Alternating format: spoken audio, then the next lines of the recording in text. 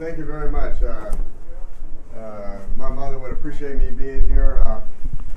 She's a very strong Christian, and I lost many a good fishing Sundays in the state of Colorado to going to church, thanks to my mother.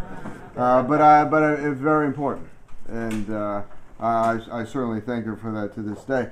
I served in Iraq with the United States Marine Corps, and saw the tragedy unfold there, where, strangely enough, under Saddam Hussein, churches were protected, Christian churches were protected.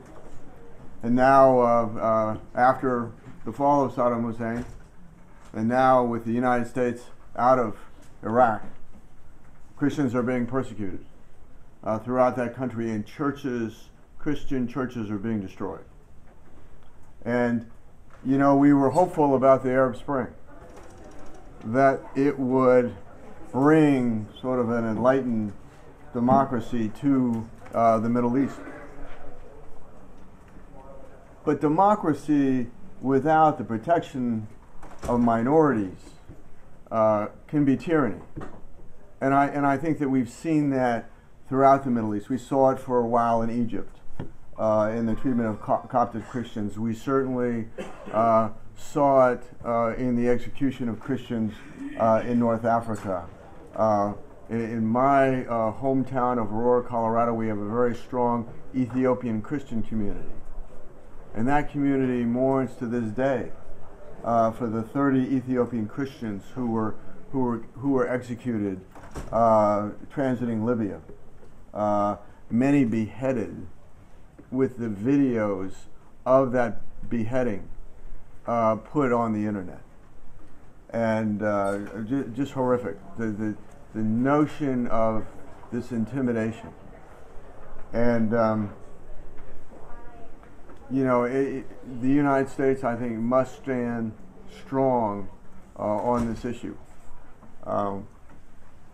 Christians in the Middle East, particularly in the Middle East, are being persecuted, and ultimately, I think, if left to their own devices, that ISIS, the Al-Qaeda affiliates,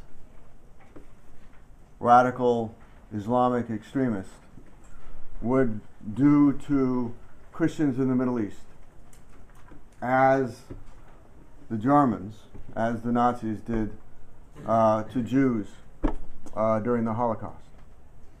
And America must stand firm in preventing that.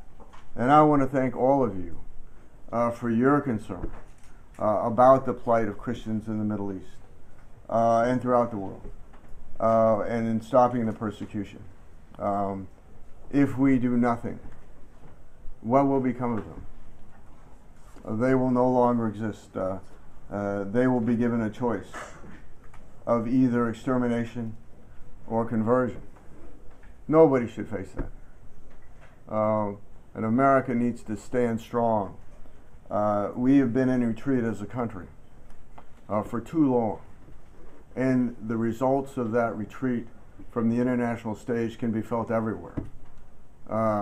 They can be felt in the exodus of refugees leaving the Middle East for Europe. They can be felt in a resurgent Russia in its incursion into Ukraine. They could be felt in China in its move in territorial ambitions in the South China Sea. The world is at a better place when America is vigilant and concerned about human rights everywhere. And so again, I want to thank you for all you do, and thank you so much for having me here today. God bless you. Thank you.